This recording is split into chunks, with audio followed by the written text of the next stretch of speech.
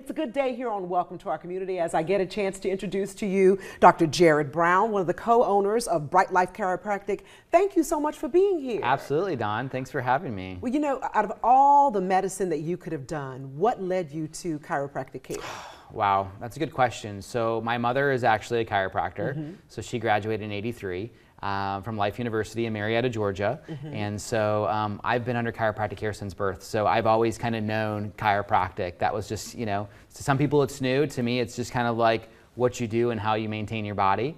And so I followed in those footsteps as I kind of worked in her practice growing up and just fell in love with chiropractic. So, well, you know, some people when they hear about chiropractic, they think about that old-fashioned snapping. And I can tell everyone, as a patient of yours years ago when I had a terrible car accident, it is nothing like that what you do. Right, and that's the thing is that there's different types of techniques with everything, right? So the way we approach the spine is using an instrument, and it's allowing us to be very specific to the individual segment that's out of alignment and make corrections to those areas to get the best relief for the patient. So yeah, there's some crazy YouTube videos out there showing some pretty wild stuff, and you'd be surprised how many people request those things. But yeah, they can be very dangerous. And so at the end of the day, we want to make sure somebody's walking out better than they walked in. Of course, of course. Well, with back to school coming, you wanted to come over and talk some about just the safety for young people. Many times I think we just assume that kids are going to be okay. Right. And there's so many things that they have to endure,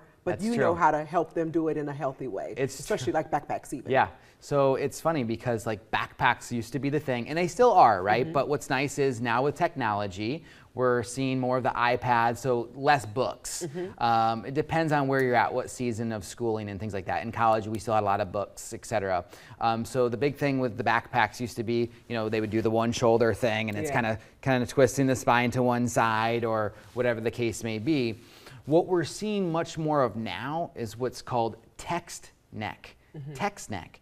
So what's happening is with this technology, we're adapting to it. And I don't even know if you've ever heard of like where people are starting to get the indentations on their fingers from holding their phones. No. So like we're like starting to like adapt to technology. Like our body is starting to almost grow around it. So if you've ever seen kids sitting with their iPads, what are they doing? They're hunched literally over. Down, right? They're in a hunched over position down. See, and our head weighs as much as a bowling ball. Our neck is designed to hold our head over top of our shoulders and not forward like this. So every inch forward it goes puts an additional 10 to 12 pounds of pressure on your neck and spinal cord. So that can translate into a couple different things. You can see the kids that'll literally have that anterior head carriage where it's going forward like this, protruding forward. Wow. Even in just their day-to-day walking around, because it becomes so, it's an anatomical change. The spine is literally adapting to this position, okay?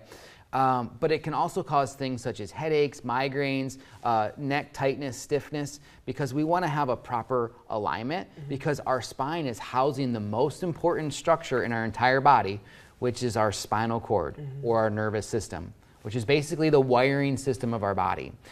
As the individual gets older and adapts, you'll even notice in older individuals the humping on the neck. Yes. And that can cause even more problems and pain throughout the shoulders and neck as well, because everything has to respond. So as your neck goes forward, the muscles have to kind of pull back to hold that neck back so they get tight and tense, you know, tension. And so it's like, okay, we can massage that muscle, you know, and kind of ease it up. But what happens is if the problem's not corrected, what's the muscle going to do right over again? It's going to tighten back up to get that neck back.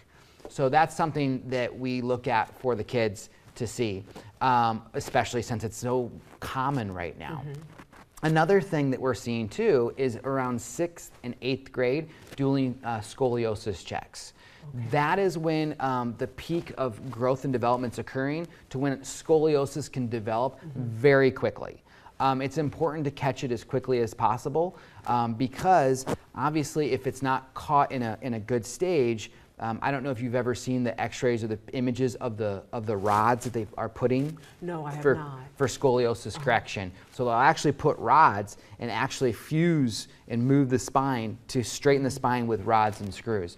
So again, there's a time and a place for everything, but if it's something that we can catch early on, there's a chance with chiropractic care to help with those scoliosis findings as well. What are some of the signs that parents need to look out for that their child may need to come see a doctor? Yeah, absolutely. So a couple things I like to look for is posture. Posture is an outward expression looking in, right? So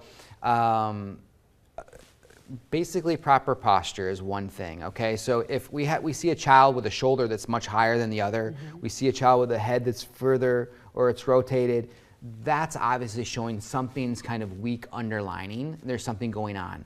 That's a big sign also with a scoliosis is like the rib humping or that back humping. There's different tests. You can even look them up on like YouTube, etc., for checks where the child can bend over and you can actually see humping in the mid-back as well. A lot of times a child's pain is getting dismissed as growing pains. Okay. So you'll hear a lot of people say it's just growing pains. And sometimes that is the case, but sometimes it's not because, oh my gosh, if you've ever watched an episode of like the Funniest Home Videos, what are we seeing? The whole show is kids falling off of stuff, getting hurt, getting injured, and their bones aren't even all the way fused yet. Depends on what age they're in. So what can happen with all those little injuries are little misalignments that the body has to now grow and adapt around. So obviously, that's why we'll see some families that will get their children checked regularly, or some will just do like a yearly checkup to see how their children are doing structurally.